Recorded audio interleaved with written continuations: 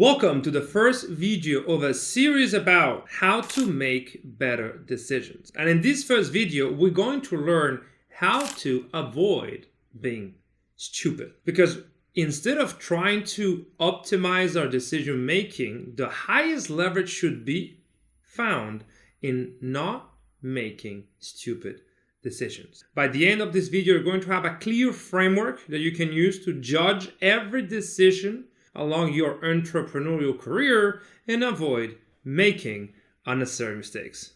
Welcome back.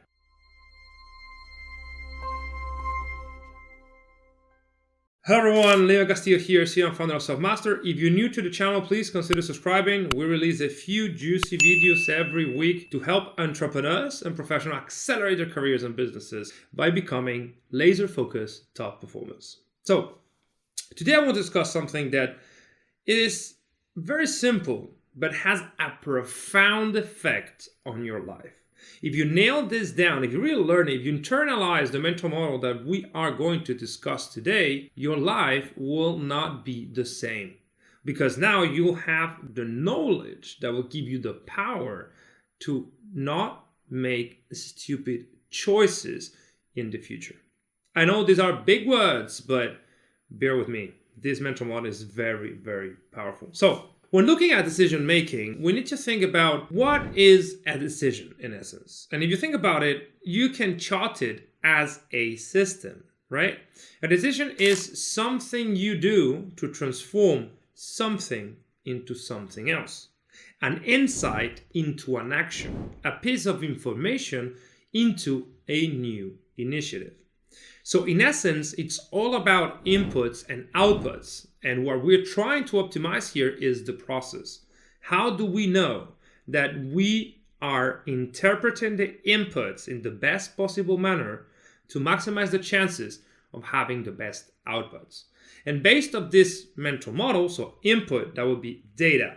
Process, that will be the actual decision-making process. And output, the actual decision, we have ways by which a decision can go wrong. And only one of those ways is related to the input. And the others are related to the process itself. So let's get into it. So the first decision-making pitfall that can help you appear too stupid is related to having the wrong information. It's trying to take a decision based on things that are inaccurate is a surefire way of messing up the decision, right? So the first mishap that you can fall into is taking a decision based on wrong information, which is why the quality of the inputs will always drive the quality of the outputs. Second problem. The second problem you may find when making a decision is that you are operating outside of your circle of competence, outside of what you already know. And this can be for several reasons. One is because you've never encountered this problem before. So your pattern recognition skills are not tuned to this problem, and therefore you are in the dark. You don't really know how to approach this decision. You can also be that you haven't learned from the first time, right? Maybe it's not the first time that you are faced with this decision, but you don't remember what did you choose in the past, so you didn't learn. And if you don't learn, then you may as well do it again wrong, right? So that's the second thing. It is super important to know exactly what you are doing to make sure that you have the necessary skills to actually take a good decision based on the data. So the second problem is operating outside of the circle of competence, operating outside of what you actually know how to do. Now, third problem, and the second one related to process, is being stressed.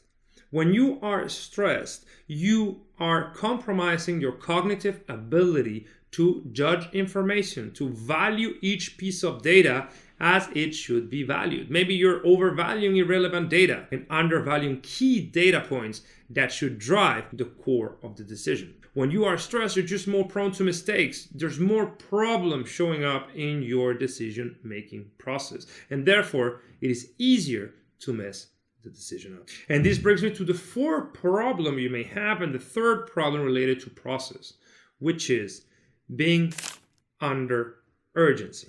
Not having enough time to take a decision. If you think about it for a minute, every time you're rushed, you're stressed, somebody's pressuring you to do a decision, that's probably because that decision is not the best for you. So if you are short on time, you tend to not value the data points upon which the decision is based as they should, and you miss out on key information. So again, if you are under pressure, try to cool it off, because chances are that you will be taking the wrong decision. Remember, Napoleon said, "Dress me slowly because I'm in a hurry." Meaning, if you focus on doing the correct steps slowly to make sure that you're nailing the process, you will eventually get to your destination faster than if you did otherwise. This is a fable of the tortoise and the hare. The tortoise ends up winning because it doesn't get unfocused. It's the same principle. Now, you may have information overload, right? So you may have too many data points to judge, too many things coming at you. So you do not understand what's actual signal and what's noise. So you mess up and you overvalue and undervalue pieces of data that shouldn't. So you end up basing your decision. You end up processing the wrong information. And this is a big problem in the society we live in, because it is very easy to get swayed away by scores of data that in the grand scheme of things mean nothing. Now, the two final problems that you may have when making decisions had to do with others, with the kind of people that you make decisions around, and groupthink. We have, as humans, the tendency to seek consensus when we are in a group.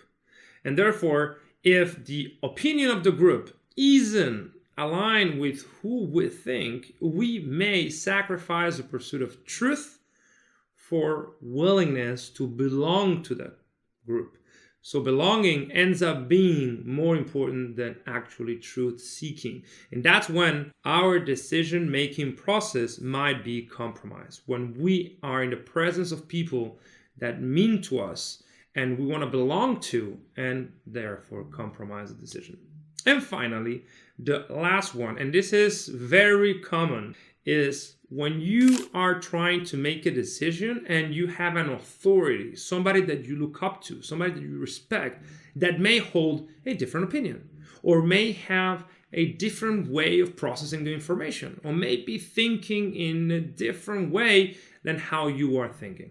If this is happening, then maybe your decision-making process might be compromised precisely because of this, because you respect this person, because you believe that opinion is valuable, and you're able to compromise your own decision-making abilities because you just hold in more esteem the opinion of that authority than yours. This is the first video of the series, and remember that it's way more important to not be stupid than optimizing for the correct decision. And the best way to avoid being stupid is 1, make sure that you have the correct data. 2, make sure that you know how to interpret that data because you've seen it before, because it's inside what you know is true, because you've worked within this circle of competence before.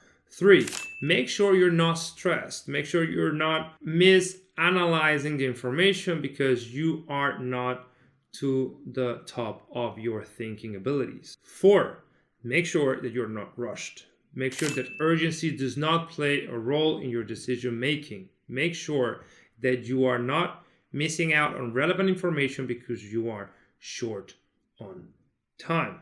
5, make sure that you have been operating based on signal and not noise. Make sure that you are not falling for information overload, which is one of the key defining characteristics of the century we live in. And then finally, if you are making decisions within a group, make sure that you do not fall for groupthink. Make sure that your decision-making process is sound and clear and not compromised by consensus.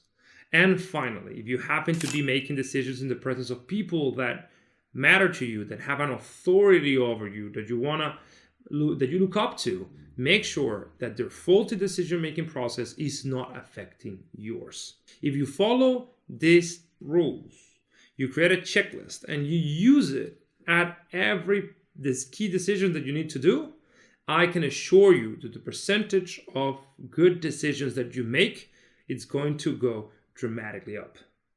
So this is it for today. This is the first video of this series. Please like, subscribe, comment, do everything you guys know you need to do so that we can keep growing and releasing this material to help you become the best performer in your career. And of course, if you want a proven decision-making framework, talk to us. We may be able to help you.